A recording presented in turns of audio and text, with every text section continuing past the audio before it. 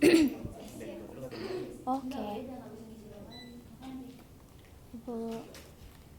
Oh.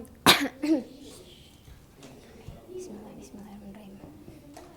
Udah ya, Kak? Assalamualaikum warahmatullahi wabarakatuh anak-anak semuanya. Waalaikumsalam warahmatullahi wabarakatuh. Apa kabar nih hari ini kabarnya? Baik, alhamdulillah baik. Baik. Gimana kemarin liburannya? Kita kan udah libur panjang gitu ya, libur lebaran. Gimana liburannya teman-teman, anak-anak sekalian? Seru, mau lagi. Seru. Pada pulang kampung nggak? Enggak. Oh, kenapa nggak jadi pulang kampung? Oh ya ampun, iya nggak apa-apa. Kita juga emang harus di sini ya. Oke, sekarang kita kan udah mulai lagi ke pembelajaran kelas hari ini. Berarti harus semangat, oke? Nggak boleh mikirin liburan dulu. Sekarang kita harus fokus untuk belajar. Oke, sebelumnya Ibu memperkenalkan diri terlebih dahulu. Perkenalkan, nama Ibu adalah Nadia Nur Kamilal Hafiz. Kalian bisa manggil Ibu Nadia, oke? Sebelum mulai pembelajaran, ada baiknya kita untuk melakukan doa. Oke, Ketua Kelas Indira, silakan dipimpin doa untuk hari ini. Sebelum memulai pelajaran hari ini, alangkah baiknya kita berdoa sesuai agama masing-masing. Berdoa dimulai. Berdoa selesai. Oke, selesai.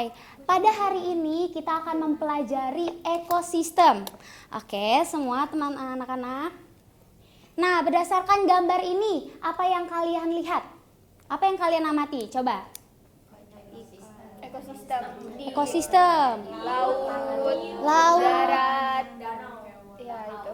Bakau, bener banget ya anak-anak semuanya. Jadi di sini adalah gambar dari berbagai macamnya jenis ekosistem. Di sini ada ekosistem laut, ekosistem rawa, ekosistem hutan, dan ekosistem bakau. Yang dimana di dalamnya juga terdapat hubungan antara makhluk hidup dengan lingkungannya, anak-anak sekalian. Sebelum mulai ke pembelajaran lebih lanjut, Ibu akan menyampaikan terlebih dahulu tujuan pembelajaran hari ini. Tujuan pembelajaran hari ini yang pertama adalah mengidentifikasi komponen-komponen penyusun ekosistem. Yang kedua, menjelaskan interaksi hubungan antara komponen ekosistem itu sendiri. Dan yang terakhir, menggambarkan skema aliran energi dalam bentuk rantai makanan, piramida ekologi, dan juga jaring-jaring makanan. Oke, sebelum masuk ke pembahasan yang lebih lanjut, di benak kalian apa arti ekosistem? Apa yang kalian pikirkan gitu tentang ekosistem? Apa, Srinawati boleh? Jadi kalau menurut saya ekosistem itu hubungan timbal balik antara suatu makhluk hidup dengan makhluk hidup lainnya. Iya bener banget Asrinawati 100. Jadi ekosistem itu adalah hubungan timbal balik antara makhluk hidup dengan lingkungannya. Yang dimana makhluk hidup dengan lingkungannya itu sangat berkaitan erat gitu untuk mendukung keberlangsungan hidupnya. Nah sebelum masuk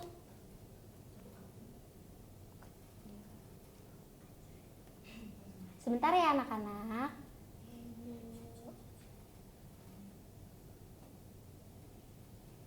Jadi untuk membentuk suatu ekosistem yang besar, maka diperlukannya komponen atau unsur penyusun dimulai dari yang paling rendah. Dimulai dari individu, populasi, dan juga komunitas. Maka selanjutnya kita akan mempelajari individu. Jika dilihat dari gambar ini, individu adalah organisme tunggal. Seperti contohnya, satu manusia, satu hewan, dan satu tumbuhan. Nah, individu yang berkumpul dalam satu jenis akan membentuk populasi. Setelah itu, dari beragam banyaknya populasi akan berkumpul di dalam satu tempat yang dinamakan dengan komunitas, yang tadi sudah dilihat gitu ya. Nah, sekarang ada gambar nih. Apa saja yang kalian lihat dari gambar ini? Ada apa saja? Kura-kura, bener, ada apa lagi? Betul. Betul, ada matahari. Gambar di sini menyatakan bahwa adanya komponen antara komponen makhluk hidup seperti rusa, katak, tumbuhan dengan komponen yang tidak hidup yaitu matahari, air. Nah, itu merupakan sebuah komponen penyusun ekosistem. Jadi komponen penyusun ekosistem itu terbagi menjadi dua anak-anak sekalian. Ada komponen biotik dengan komponen abiotik. Jadi komponen biotik itu adalah komponen ekosistem yang terdiri dari makhluk hidup, seperti contohnya manusia, hewan, dan organisme lainnya. Sedangkan kalau komponen abiotik itu adalah komponen yang terdiri dari makhluk tidak hidup, seperti contohnya matahari, air, karbon dioksida, suhu, dan tanah, kelembapan, dan lain-lainnya. Jadi kedua komponen ini akan saling berkaitan gitu, akan saling berhubungan untuk menciptakan ekosistem atau keselarasan yang utuh mendukung keberlangsungan hidup masing-masing organisme.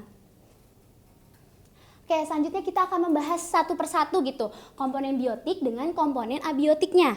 Pertama, komponen biotik. Komponen biotik berdasarkan peran dalam ekosistem terbagi menjadi 4 anak-anak sekalian.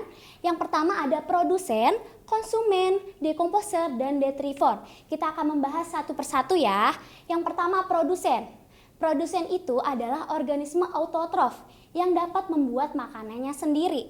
Dan organisme ini akan dibantu gitu oleh matahari dalam proses fotosintesis sehingga akan membuat makanannya itu sendiri. Dan biasanya produsen dalam ekosistem darat itu dapat berupa tumbuhan hijau dan di ekosistem laut dapat berupa fitoplankton. Nah, untuk yang kedua ada konsumen. Konsumen itu adalah organisasi heterotrof, jadi dia mendapatkan makanan dari organisme lain, seperti itu. Nah, konsumen itu juga terbagi nih menjadi dua. Yang pertama ada berdasarkan tingkatannya dalam rantai makanan, yang kedua ada berdasarkan jenis makanannya. Yang pertama kita membahas terlebih dahulu berdasarkan tingkatannya dalam rantai makanan. Yang pertama ada konsumen 1 atau konsumen primer. Dapat kita lihat ini gambar apa? Ayo. Ulet, benar. Nah, konsumen 1 ini adalah organisme pemakan produsen. Dan biasanya organisme di konsumen tingkat 1 ini bersifat herbivora atau pemakan sayur-sayuran, pemakan buah-buahan, seperti itu. Nah, selanjutnya itu adalah konsumen 2. Konsumen 2 ini adalah konsumen yang memakan konsumen 1.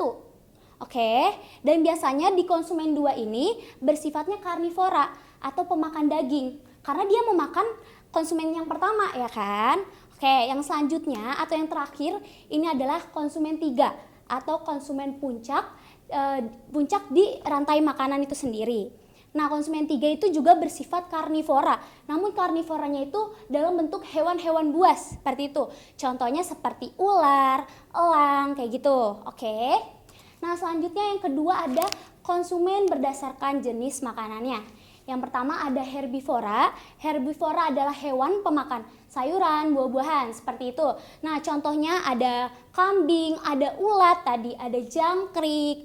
Nah, selanjutnya ada karnivora. Karnivora itu adalah hewan pemakan daging. Contohnya ada singa, ada ular, ada elang, seperti itu. Selanjutnya ada omnivora. Omnivora di sini adalah hewan pemakan segalanya. Jadi dia itu bisa makan sayur-sayuran, buah-buahan, dan juga bisa makan daging. Contohnya di sini ada orang hutan. Nah, selanjutnya ada dekomposer nih anak-anak. Dekomposer itu adalah organisme yang menguraikan zat organik dari sisa jasad organisme menjadi zat anorganik yang lebih sederhana. Nah, contoh dekomposernya itu adalah jamur dan bakteri. Jadi jamur dan bakteri itu akan menguraikan zat organik gitu. Ketika ada hewan yang sudah mati, itu akan diuraikan oleh dekomposer ini, oleh jamur dan juga oleh bakteri ini. Oke, yang selanjutnya ada detritivor. Detritivor itu adalah pemakan serpihan jasad organisme yang sudah mati. Bedanya di sini dengan dengan dekomposer, kalau detrivor itu memakannya dalam bentuk fisik. Sedangkan kalau yang dekomposer itu kimia, yaitu mengubah organik menjadi anorganik yang lebih sederhana. Nah, contoh dari hewan detrivor itu sendiri, yaitu ada cacing, ada lipan, seperti itu. Nah, selanjutnya ada komponen biotik. Seperti yang pada di video ini, komponen biotik ada air, matahari, suhu, dan tanah, dan lain-lainnya. Jadi air ini sangat bermanfaat. Karena apa? Karena 90% di tubuh makhluk hidup ini terdiri dari air gitu. Dan juga air dapat membantu kelangsungan hidup makhluk hidup. Begitu pula dengan matahari. Matahari tadi kan sudah Ibu jelaskan. Matahari ini akan membantu produsen untuk membentuk menciptakan makanannya sendiri. Terus selanjutnya suhu. Nah, suhu di lingkungan yang paling optimal itu bagi makhluk hidup yaitu 0 sampai 30 derajat gitu. Dan juga ada tanah. Tanah ini sebagai tempat tinggal makhluk hidup. Di mana di tanah ini dia akan melangsungkan kehidupannya berlangsung gitu antara komponen biotik dengan abiotiknya. Selanjutnya, setelah tadi kita sudah mempelajari atau sudah mengetahui antara komponen biotik dan komponen abiotik apa saja gitu ya. Nah, ada interaksi atau adanya hubungan antara komponen ekosistem itu sendiri. Yang pertama, ada interaksi antar komponen biotik dengan biotik, dan yang kedua ada interaksi antar komponen biotik dengan abiotik atau yang dengan tidak hidup. Yang pertama kita membahas terlebih dahulu interaksi antar komponen biotik dengan biotik. Nah, terbagi menjadi dua, yaitu ada interaksi intraspesifik dan ada interaksi interspesifik. Bedanya apa sih Bu Guru? Jadi kalau interaksi intraspesifik itu adalah interaksi antar individu dalam satu spesies. Seperti pada contoh di sini itu ada hewan apa? Coba. Rayap, benar. Jadi benar, rayap dalam satu spesies. Jadi mereka itu berinteraksi, saling bekerja sama untuk mendapatkan makanannya. Biasanya tuh dia makan dari kayu-kayu lapuk gitu ya kan. Yang kedua, ada interaksi interspesifik. Kan kalau intra itu dalam satu spesies, jadi satu spesies itu sama. Kalau inter itu interaksi antar individu yang berbeda spesies. Contohnya nanti ada interaksi netral, predasi, kompetisi, dan simbiosis. Nah, oke, kita akan mempelajari lebih lanjut interaksi interspesifik. Di sini ada interaksi netral. Jadi interaksi netral ini adalah interaksi yang tidak saling mempengaruhi. Karena apa? Kalau kita lihat nih di gambar ya anak-anak sekalian, ada gambar apa? Kambing. Domba dan ayam. Kan jelas berbeda ya makanannya. Kalau misalkan domba pemakan rumput, kalau ayam itu pemakan biji-bijian. Nah, jadi mereka di dalam satu padang rumput itu tidak mempengaruhi, tidak bersaing, tidak saling menyenggol lah ibaratnya gitu kan. Karena berbeda jenis makanannya, jadi tidak saling mempengaruhi. Oke, yang kedua ada predasi. Terlihat jelas kan? Predasi itu memangsa gitu ya kan. Jadi predasi ini adalah interaksi saling memangsa. Di dalam predasi ini meliputi adanya pemangsa dan juga ada mangsa.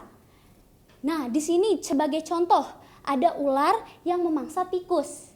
Oke, jadi di predasi ini hubungan mereka itu sangat berkaitan erat. Jika mangsanya nggak ada atau jika tikusnya nggak ada nih, maka ular pun tidak ada. Karena dia tidak bisa mendapatkan asupan makanan, ya kan? Seperti itu anak-anak. Selanjutnya, ada kompetisi. Nah, kita lihat dulu nonton. Wih. Nah, mereka ini lagi pada bertengkar ya kan? Iya, benar. Nah, jadi kompetisi ini adalah interaksi yang saling bersaing untuk mendapatkan kebutuhan yang sama atau relung yang sama. Kebutuhan yang sama contohnya apa aja? Misalkan mereka sama gitu kebutuhannya makan, tempat tinggal, terus ada perkawinan, pasangan, benar. Dan ada relung yang sama. Relung tuh apa sih Bu Guru? Jadi relung itu adalah posisi atau jabatan di suatu ekosistem itu sendiri.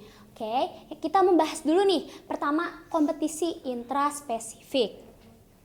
Jadi kompetisi intraspesifik ini adalah kompetisi yang saling bersaing antar dua individu yang satu jenis. Yang satu jenis seperti pada contoh ini ada rusa ya kan? Rusa ini sama gitu, adalah pemakan tumbuh-tumbuhan atau herbivora. Jadi mereka ini bersaing untuk mendapatkan makanannya, terus untuk mendapatkan pasangannya, untuk kawin gitu. Nah, untuk yang kedua, kompetisi interspesifik. Interspesifik, jadi ini adalah interaksi yang saling bersaing dua organisme tapi beda gitu jenisnya. Seperti pada contoh itu ada citah dan juga ada singa, ya kan? Jadi citah dan singa ini dia memiliki relung atau relung yang sama gitu. Dianya adalah sebagai karnivora. Karnivora adalah pemakan daging, ya kan? Jadi mereka berdua ini berkompetisi untuk mendapatkan daging atau mendapatkan tempat wilayah mereka berdua gitu. Yang selanjutnya ada simbiosis. Jadi simbiosis itu adalah hubungan dua makhluk hidup yang saling berdampingan. Oke, dan simbiosis juga terbagi menjadi 4. Namun yang satu yang mungkin orang itu jarang mempelajari, tapi ini juga termasuk ke simbiosis ya anak-anak.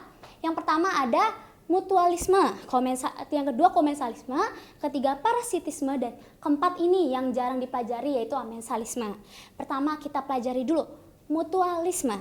Mutualisme itu adalah hubungan dua makhluk hidup yang saling menguntungkan, ya kan? Seperti pada contoh, ini gambar apa? Kupu-kupu. Coba ada yang bisa menjelaskan kenapa dia bisa dibilang menguntungkan?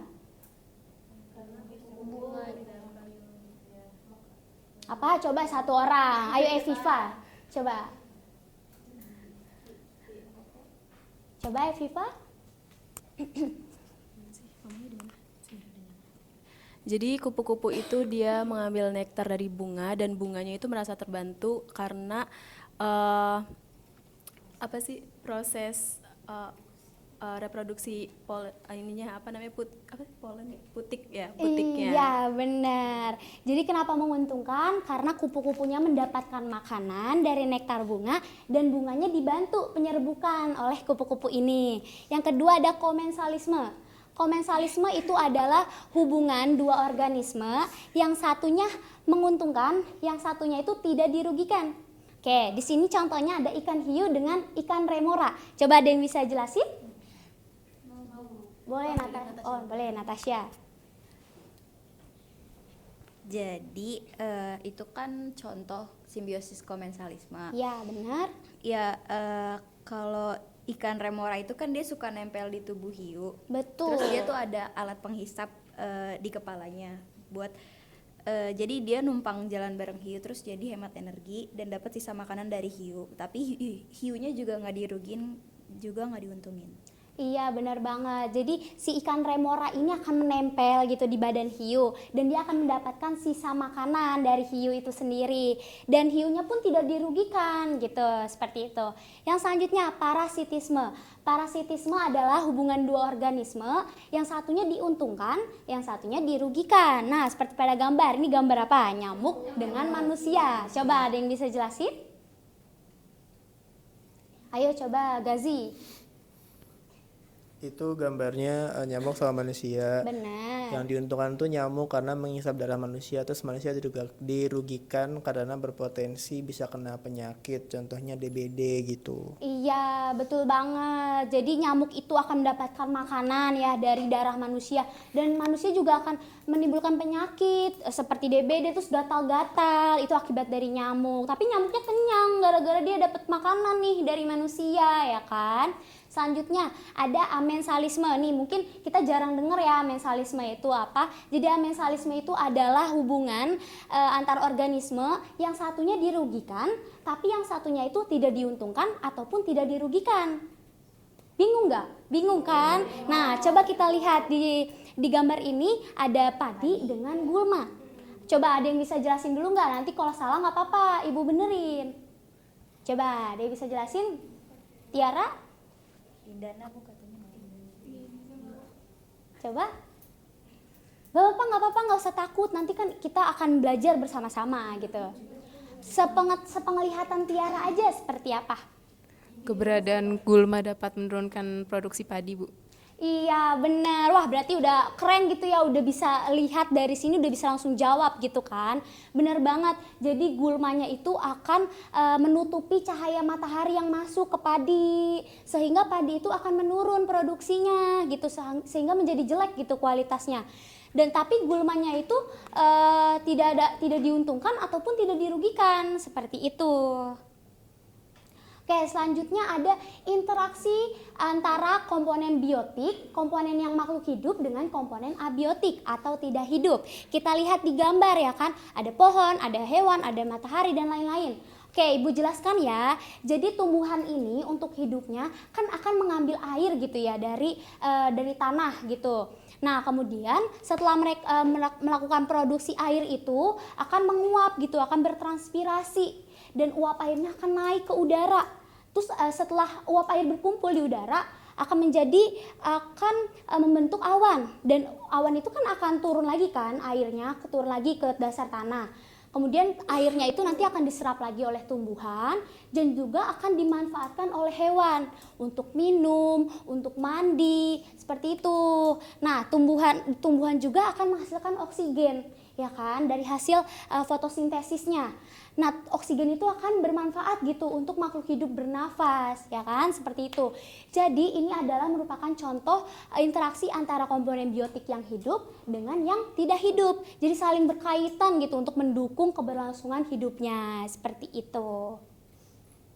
Nah, di sini juga ada contoh lagi, yaitu antara komunitas sungai dan juga sawah.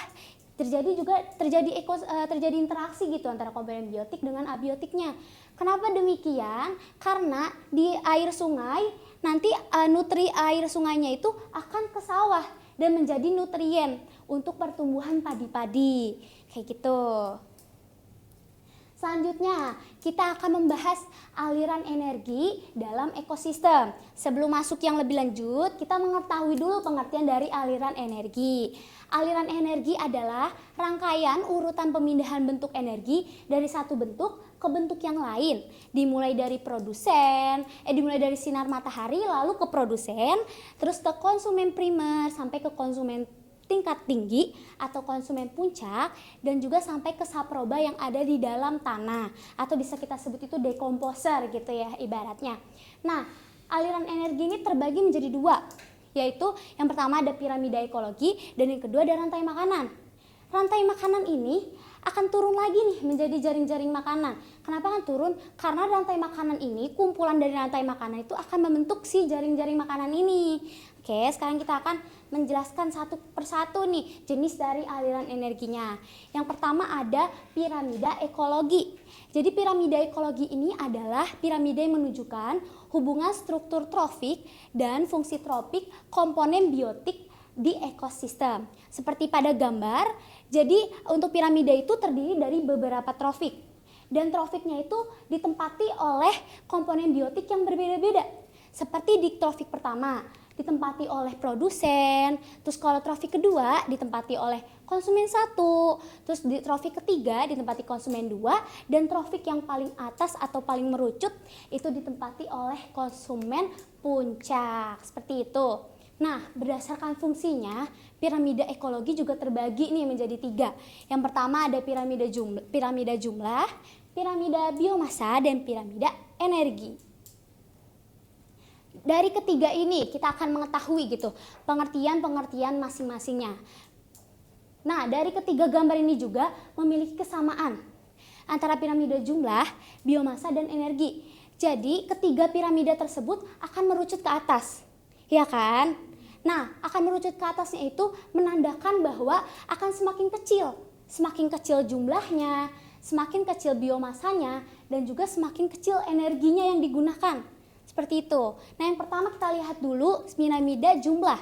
Jadi piramida jumlah ini, penentuan piramida jumlahnya didasarkan pada jumlah organisme yang terdapat pada satuan luas tertentu atau pada satu tingkatan trofiknya itu berbeda-beda jumlahnya. Semakin ke atas, semakin kecil jumlahnya. Karena dia sudah dimakan gitu ya kan, sampai ke atas, sampai habis gitu. Yang selanjutnya ada piramida biomasa. Jadi piramida biomasa ini dibuat untuk berdasarkan pada massa berat kering suatu organisme dari tiap tingkatan trofik gitu. Jadi tiap tingkat trofik ini juga berbeda massa berat jenisnya. Yang paling berat berat keringnya itu adalah di bagian produsen. Jadi dia massa beratnya itu lebih besar gitu dibandingkan dengan konsumen yang atas, konsumen puncak. Selanjutnya ada piramida energi. Jadi piramida energi ini akan meliputi energi-energi yang ada di ekosistem gitu, akan menyatakan energi yang ada di ekosistem. Nah, juga terlihat adanya penurunan. Semakin atas energinya itu akan semakin berkurang. Karena apa? Karena dia itu sudah melakukan atau melalui proses metabolisme.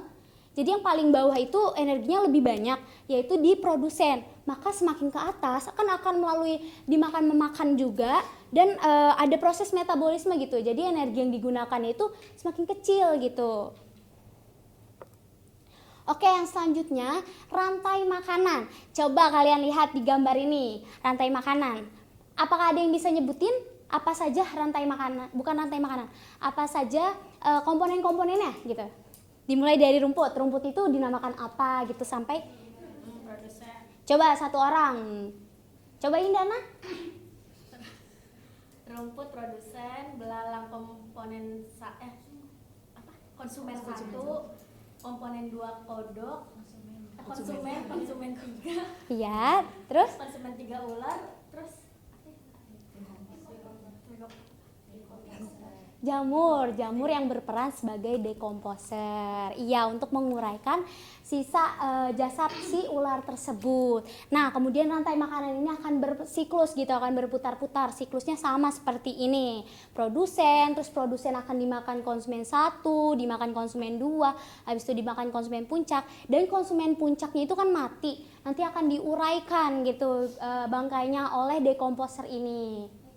Jadi rantai makanan itu adalah proses perpindahan energi melalui proses makan dan dimakan organisme dalam satu urutan gitu yang berurutan gitu, dinamakan dengan rantai makanan.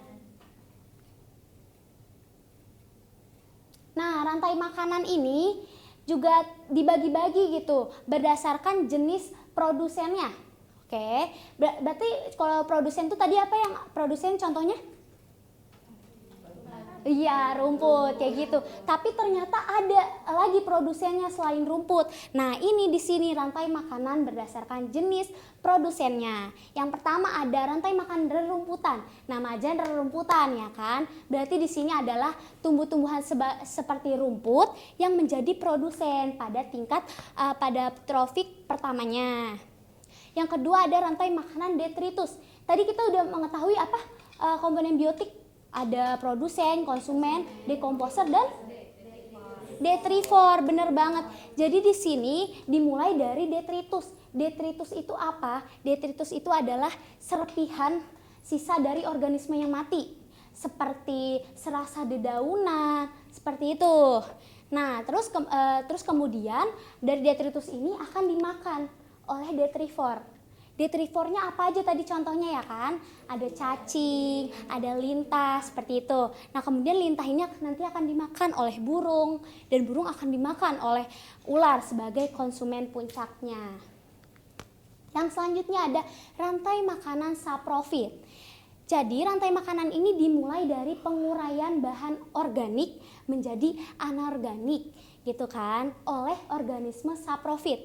Organisme saprofit itu contohnya apa aja sih Bu? Nah, contohnya itu seperti jamur, bakteri, itu merupakan organisme saprofit. Sama aja kayak dekomposer, dia menguraikan bahan sisa organik menjadi anorganik.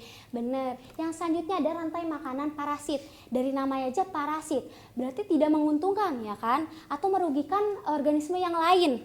Nah, jadi ciri khas dari tipe rantai makanan ini adalah hewan kecil yang membunuh hewan besar atau memangsa organisme besar, ya kan? Nah, sebagai contoh di sini adalah kutu. Kutu kan biasanya nempel gitu ya di kerbau, dan lama-kelamaan kalau kutunya akan semakin banyak di tubuh kerbau, berarti kerbau ini akan mati, ya kan? Dan juga nanti kutunya akan dimakan oleh si burung, dan burung nanti akan dimakan lagi oleh elang, seperti itu. Nah, sekarang jaring-jaring makanan. Jaring-jaring makanan itu adalah kumpulan dari rantai makanan yang kompleks. Kenapa bisa kompleks? Karena jaring-jaring makanan ini tidak hanya melibatkan satu organisme saja, tapi melibatkan lebih dari 2 organisme untuk proses makan dan memakan. Ya kan, jelas berbeda kan dengan rantai makanan, tapi jaring-jaring makanan ini adalah kumpulan dari rantai makanan. Nah, di sini ada 2 jaring-jaring makanan. Coba ada yang bisa nyebutin di sini ada jaring-jaring makanan apa saja? Tiara, apa aja coba? Di jaring makanan di darat sama jaring makanan di laut. Bener, jaring makanan di darat dan di laut. Oke, coba Ibu mau tanya, tadi kan jaring makanan itu kumpulan dari rantai makanan. Coba kalau sepenglihatan kalian atau sepenglihatan Tiara, di sini ada rantai makanannya ada berapa? Coba dihitung dulu. Dimulainya berarti dari produsen ya anak-anak sekalian, pasti awalnya tuh produsen. 6. Bener banget, ada 6 ya, coba sebutin salah satunya. Yang di rantai makanan darat juga dulu nggak apa-apa, nanti rantai makanan laut yang lain. Yang di darat itu mulai dari rumput, itu sebagai produsennya, terus ada kelinci, bisa kelinci, tikus, terus burung makan cucian, serangga herbivora. Terus itu ada lanjutin ya, tikus, habis tikus langsung ke rubah, terus baru jadi pengurai. Benar. Ini contoh yang darat ya. Ibu kasih tahu dulu yang contoh lainnya selain Tiara. Tadi Tiara benar. Nah, contoh lainnya yaitu rumput yang dimakan oleh serangga herbivora atau jangkrik ya. Jangkrik nanti akan dimakan oleh katak. Katak akan dimakan oleh ular. Ular akan dimakan burung elang. Dan burung elang itu akan mati dan diuraikan oleh pengurai jamur. Coba Srinawati disebutkan salah satu aja rantai makanan yang ada di laut. Jadi yang saya lihat ya Bu, itu kan tadi kata Ibu harus ada yang menyerap cahaya matahari dulu ya. Ya. Terus tadi Ibu juga sudah menyebutkan itu contohnya fitoplankton dulu. Ya, benar. Nah, salah satu rantai makanan yang saya temukan dari gambar itu ada fitoplankton pertama, lalu dia dimakan oleh zooplankton. Betul. Nanti zooplankton itu akan dimakan oleh ikan-ikan yang ada di situ, lalu nanti ikan itu akan dimakan oleh burung. Nah, itu kayaknya burungnya burung camar ya Bu ya. Burung Nah, laut ya. Ya, itu dari saya sih Bu, satu Oke. rantai makanan. Oke, Ibu lanjutkan ya. Tadi setelah burung itu nanti burungnya akan dimakan oleh anjing laut. Terus anjing laut nanti akan dimakan oleh paus yang organisme yang semakin besar. Nah, di sini perbedaan dari produsennya, benar kata Srinawati, kalau di daratan itu oleh rumputan dan kalau di laut itu oleh fitoplankton atau alga gitu. Seperti itu. Oke, ubur-ubur ikan lele. Terima kasih Le sudah mendengarkan Ibu menjelaskan. Apakah ada yang ingin bertanya dulu sebelum kita masuk ke agenda selanjutnya? Oke, Srinawati boleh bertanya? Ibu, saya mau tanya. Tadi Iya. kan sebelumnya Ibu ngejelasin tentang predasi sama kompetisi. Nah, itu saya lihat tuh kan dia sama-sama kayak makan dan dimakan ya Bu, Coba peristiwanya. kita lihat dulu ya gambarnya. Ya. Ini predasi, benar, makan dia Jadi makan dia tikus. ada proses makan betul. pokoknya prosesnya itu melibatkan sama-sama merebutkan makanan gitu. Nah, kira-kira dari dua interaksi itu saya mau tanya, ada nggak sih Bu perbedaan mencolok yang terjadi gitu di antara kedua interaksi itu gitu? Oh, oke. Ibu jelaskan lagi ya. Di predasi ini melibatkan pemangsa atau predator dan juga ada mangsanya, yaitu tadi tikus. Sedangkan kalau di kompetisi yang paling membedakan dengan si predator itu, kalau kompetisi itu memiliki kebutuhan yang sama dan memiliki relung yang sama yang tadi sudah Ibu jelaskan. Kalau di predator kan dia tidak memiliki kebutuhan yang sama ya, antara tikus dan ular itu berbeda kebutuhannya ya kan. Jadi predasi ini hanya sekedar makan dan memakan atau mangsa dan memangsa. Karena si ular ini mungkin lapar, jadi dia memakan si tikus tersebut. Karena juga ular ini makanannya adalah salah satunya tikus, ya kan? Kalau kompetisi ini terlihat jelas. Nah, mereka berlari-larian tuh mengejar-ngejar terus beradu-radu begitu kan. Jadi di sini kompetisi itu adalah kompetisi untuk memperebutkan kebutuhan yang sama. Namun dia terbatas gitu, kayak makanan. Pasti kan makanan itu terbatas. Misalkan makanan si singa sama citah, pasti kan satu ya kan. Kambing misalkan, namun kambingnya cuma satu. Tetapi dia di relung yang sama nih, di dalam satu sabana yang sama. Jadi mereka bertengkar gitu, berkompetisi untuk mendapatkan makanan tersebut. Seperti itu Srinawati, apakah jelas? Jelas Ibu. Oke, terima kasih. Oke, sekarang karena kita sudah mempelajari mengenai ekosistem dan sudah jelas juga ya semuanya, Ibu akan membagikan akan membagi dua kelompok, 4 dan 4. Oke? Boleh sekarang 4 dan 4. Oh iya, 5 dan 4 dan 5. 5 dan 4. Oke? Oke.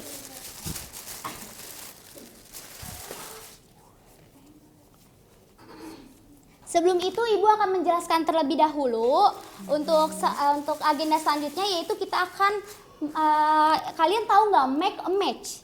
Nggak tahu, Bu. Nah, make a match itu adalah mempasangkan antara pertanyaan dengan jawaban.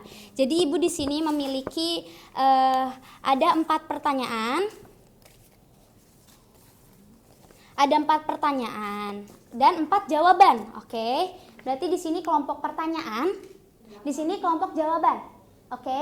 Nanti ada satu kelompok yang 3 orang untuk menentukan jawabannya yang mana nih. Jadi oke, kita lihat. Nih. Sebentar ya. Ini pertanyaan kalian. Bertiga. Ya. Ini kalian berdua. Oh enggak, satu-satu gini. Nah, seperti itu. Ini satu berarti iya, ada yang sendiri, ada yang berdua. Oke. Oke, enggak apa-apa? Aman. Oke, sekarang yang kelompok jawaban. Oke, sekarang Ibu bagikan juga ya LKPD-nya untuk melihat gitu. Untuk melihat petunjuknya. Berdua-dua ya melihatnya, kamu berdua, kamu berdua, kamu bertiga. Coba dilihat dulu petunjuknya.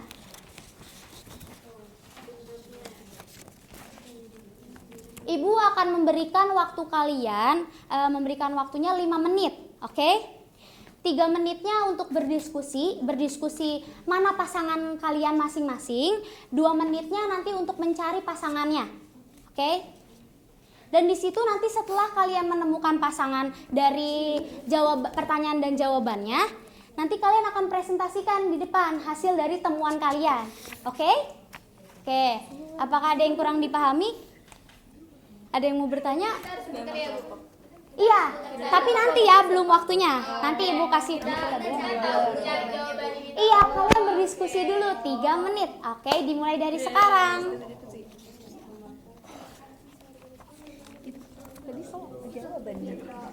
Jadi tulis nama dulu aja. Ini pengertiannya atau gimana, Bu? Iya, benar. Pengertian dari detritivore itu. Belum, kan masih berdiskusi terlebih dahulu ya.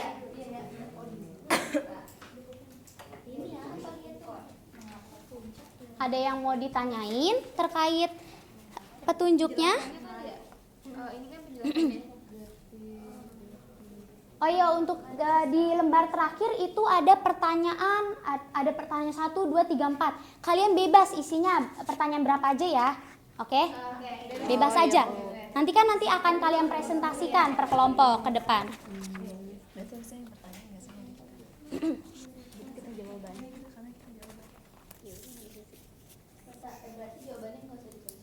Boleh, jawaban ditulis juga, itu adalah bahan kalian untuk presentasi nanti yang kalian mau omongin di depan, apa saja, kayak gitu ya.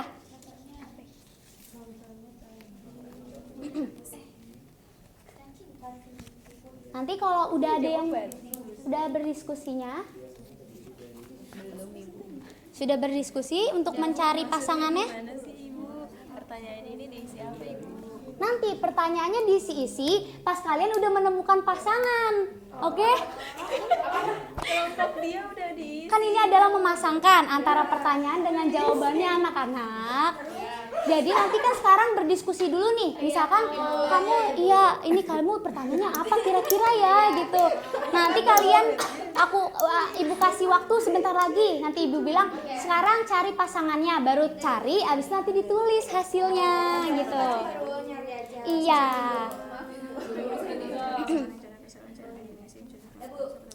Oke, waktunya sudah selesai. Ayo sekarang cari pasangannya kalian masing-masing.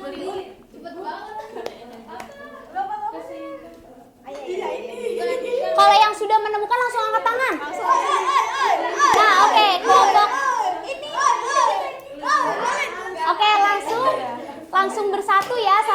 tangannya.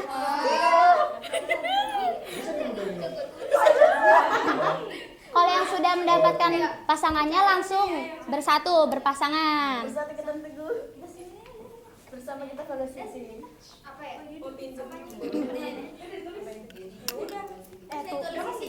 Iya, boleh. Udah gua Sini lu.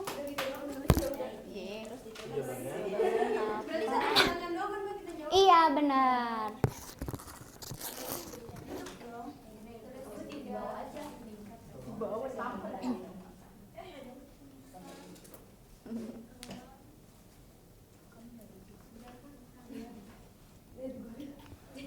Gazi sudah menemukan pasangannya? Oke, kirain Gazi jomblo ya? Enggak kan? Oke, baik. Yang kalian udah dapat semua? Kalau yang sudah mendapatkan hasil presentasinya juga langsung boleh tunjuk tangan, maju ke depan, oke? Ayo, semangat. Enggak, salah satu aja. Hadiahnya adalah apresiasi, oke? Gue nggak nyiapin. Ayo, semangat semuanya. Lemes. Ayo semangat, semangat, kita udah mulai kelas lagi teman anak-anak sekalian. Kamu sudah? Ayo boleh langsung dipresentasikan. Ayo, nggak apa-apa, ayo. Oke, kita sudah menentukan siapa yang pertama nih tercepat. Oke. Jadi kita sudah menemukan bahwa pertanyaannya itu ini pengertian dari D34. Jadi jawabannya Pemakan sisa organisme berupa serpihan, daun, dan lain-lainnya. Benar. Oke, keren banget. Cepet banget kalian. Mungkin mau ada satu lagi?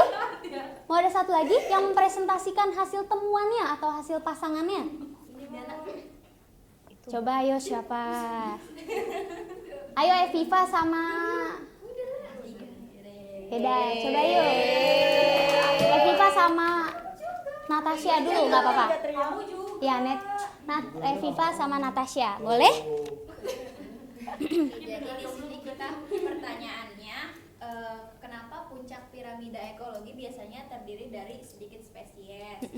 Jawabannya karena energi yang tersedia semakin sedikit di setiap tingkat trofi. Ih, betul, tepuk tangan semuanya. Benar, boleh silakan duduk. Oke, mungkin cukup sekian ya agendanya kali ini. Sangat seru bukan? Seru banget. Iya, itu juga bisa menambah pemahaman terkait dari ekosistem ini. Oke, satu orang apakah ada yang ingin menyampaikan kesimpulannya? Ayo, siapa? Boleh, Natasha? Oke, boleh. Jadi tadi kita udah belajar tentang ekosistem. Iya. Ekosistem itu merupakan sistem yang terbentuk dari interaksi antara makhluk hidup kayak tumbuhan, hewan, manusia, mikroorganisme, sama lingkungan abiotiknya kayak air, tanah, udara, dan juga cahaya matahari di suatu tempat gitu. Kemudian komponennya itu saling berhubungan dan juga saling mempengaruhi satu sama lain. Betul. Terus di dalam ekosistem itu juga ada dua komponen, ada komponen biotik. Contohnya itu makhluk hidup kayak produsen, konsumen, pengurai. Terus sama komponen abiotik, contohnya faktor lingkungan fisik dan juga kimia kayak suhu, air, cahaya, dan lain-lain. Betul. Terus tadi juga ada piramida ekologi, terus sama belajar interaksi gitu. Iya, bener banget. Jadi pembelajaran hari ini sangat kompleks gitu ya mengenai ekosistem, mulai dari komponennya, interaksinya, sampai ke aliran energinya. Oke, mungkin cukup sekian penjelasan dari Ibu gitu. Semoga kalian dapat memahaminya dengan baik. Mohon maaf jika Ibu masih ada kesalahan.